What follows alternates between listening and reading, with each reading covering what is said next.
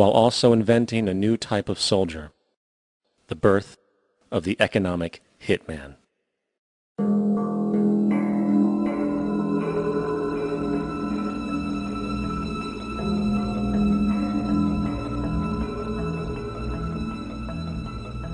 We economic hitmen really have been the ones responsible for creating this first truly global empire. And we work many different ways.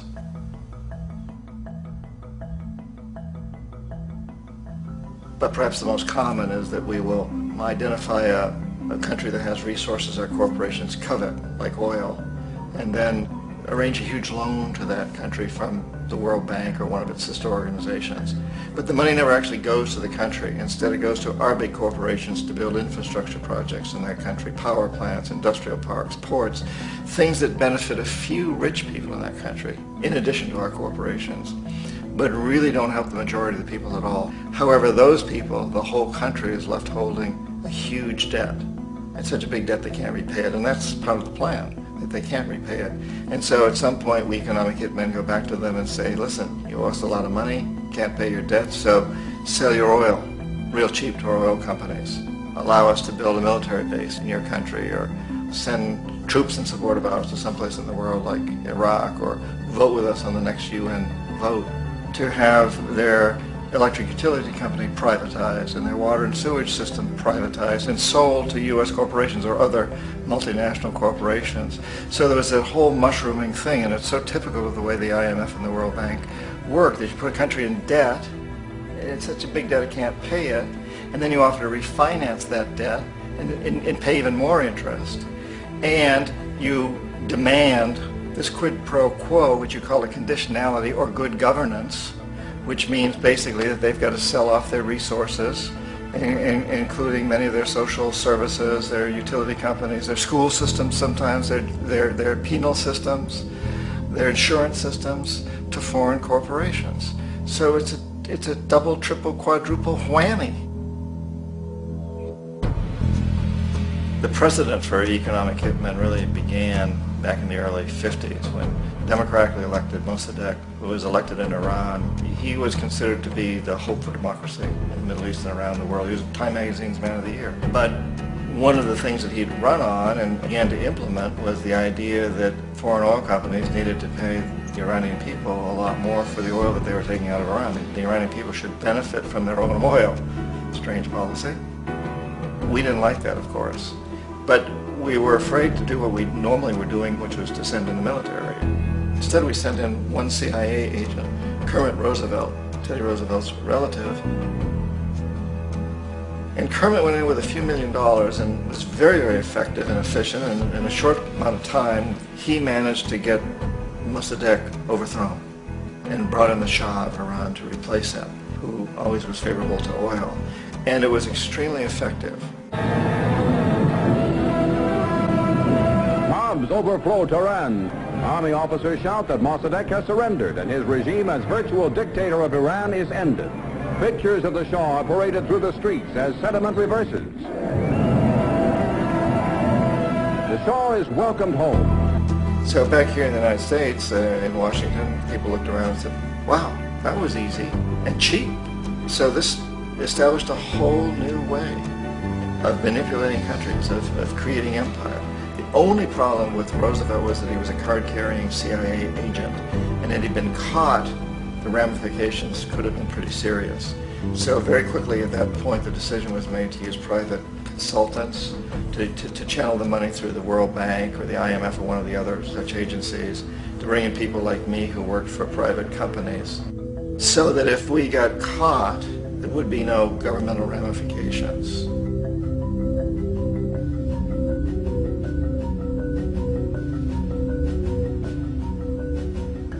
When Arbenz became president of Guatemala, the country was very much under the thumbs of United Fruit Company, the big international corporations. And Arbenz ran on this ticket that says, you know, we want to get the land back to the people.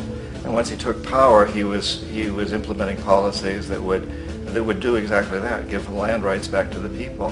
United Fruit didn't like that very much. And so they hired a public relations firm, launched a huge campaign in the United States to convince the United States people, the citizens of the United States, and the press of the United States, and the Congress of the United States, that Arbenz was a Soviet puppet, and that if we allowed him to stay in power, the Soviets would have a foothold in this hemisphere. And that at that point in time was a huge fear on everybody's mind, the Red Terror, the Communist terror. And so, to make a long story short, out of this public relations campaign came a commitment on the part of the CIA and the military to take this man out. And in fact, we did. We sent in planes, we sent in soldiers, we sent in jackals, we sent everything in to take him out, and did take him out. And as soon as he was removed from office, the new guy that took over after him basically reinstated everything to the big international corporations, including United Fruit.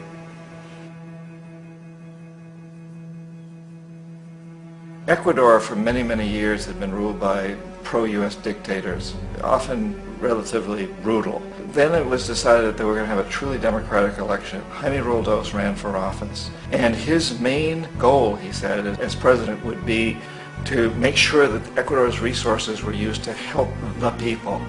And he won, overwhelming, by more votes than anybody had ever won anything in Ecuador. And he began to implement these policies to make sure that the profits from oil went to help the people. Well, we didn't like that in the United States. I was sent down as one of several economic hitmen to change Roldos, to corrupt him, to bring him around, to let him know, okay, you can get very rich, you and your family, if you play our game, but if you continue to try to keep these policies you've promised, you're going to go. He wouldn't listen. He was assassinated. As soon as the plane crashed, the whole area was cordoned off. The only people that allowed in were U.S. military from a nearby base and some of the Ecuadorian military. When an investigation was launched, two of the key witnesses died in car accidents before they had a chance to testify. A lot of very, very strange things that went on around the assassination of Jaime Roldos.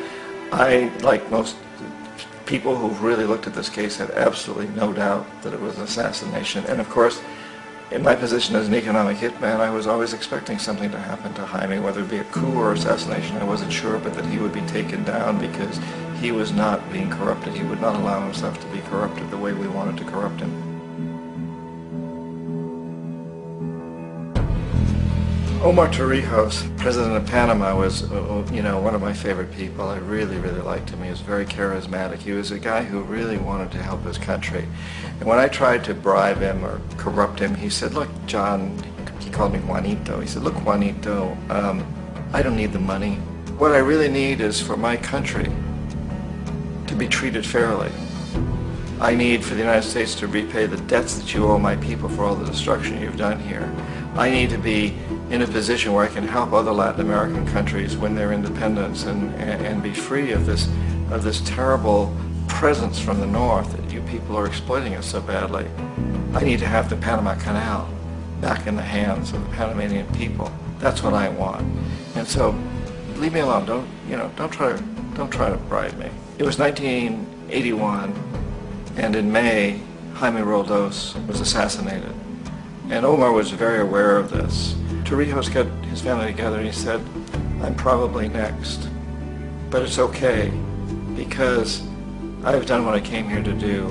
I've renegotiated the canal. The canal will now be in our hands. He just finished negotiating the treaty with Jimmy Carter.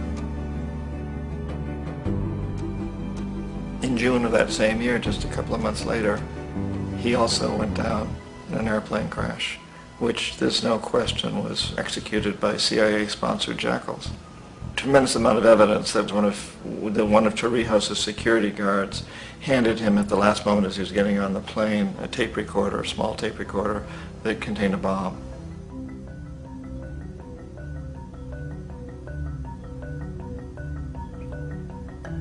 It is interesting to me how this system has continued pretty much the same way for years and years and years, except the economic hitmen have got better and better and better. Then we come up with, very recently, what happened in Venezuela. In 1998, Hugo Chavez gets elected president, following a long line of presidents who had been very corrupt and basically destroyed the economy of the country. And Chavez was elected amidst all that. Chavez stood up to the United States And he's done it primarily demanding that Venezuelan oil be used to help the Venezuelan people. Well, we didn't like that in the United States. So in 2002, a coup was staged, which there's no question in my mind, and most other people's minds, that the CIA was behind that coup.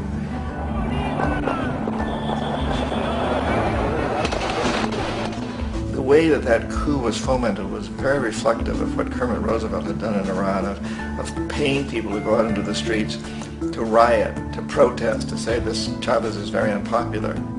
You know, if you can get a few thousand people to do that in television, can make it look like it's the whole country, and things start to mushroom. Except in the case of Chavez, he was smart enough, and the people were so strongly behind him that they overcame it, which was a phenomenal moment in the history of Latin America.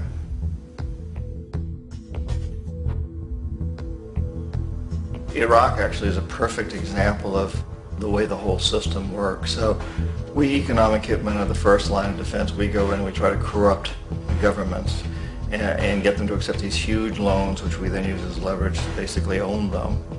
If we fail, as I failed in Panama with Omar Torrijos and in Ecuador with Jaime Roldos, men who refuse to be corrupted, then the second line of defense is we send in the jackals. And the jackals either overthrow governments or they assassinate. And once that happens and a new government comes in, and boy, it's going to toe the line, because the new president knows what will happen if he doesn't. In the case of Iraq, both of those things failed. Economic hitmen were not able to get through to Saddam Hussein. We tried very hard. We tried to get him to accept a deal very similar to what the House of Saud had accepted in Saudi Arabia, but he wouldn't accept it. And so the jackals went in to take him out. They couldn't do it. His security was very good. After all, he had one time worked for the CIA. He'd been hired to assassinate a former president of Iraq and failed, but he knew the system. So in '91 we send in the troops and we take out the Iraqi military. So we assume at that point that Saddam Hussein is going to come around. We could have taken him out, of course, at that time, but we didn't want to. He's the kind of strong man we like. He controls his people. We thought he could control the Kurds and keep the Iranians in their border and keep pumping oil for us. And then once we took out his military, now he's going to come around. So the economic hitmen go back in the 90s without success. If they had had success, he'd still be running the country. We'd be selling him all the fighter jets he wants and everything else he wants. But they couldn't. They didn't have success. The jackals couldn't take him out again.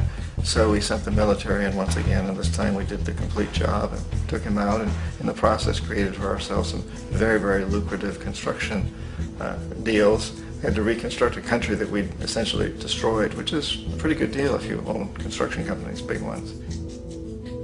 So, you know, Iraq shows the three stages. The economic hitmen failed there, the jackals failed there, and as a final measure, the military goes in.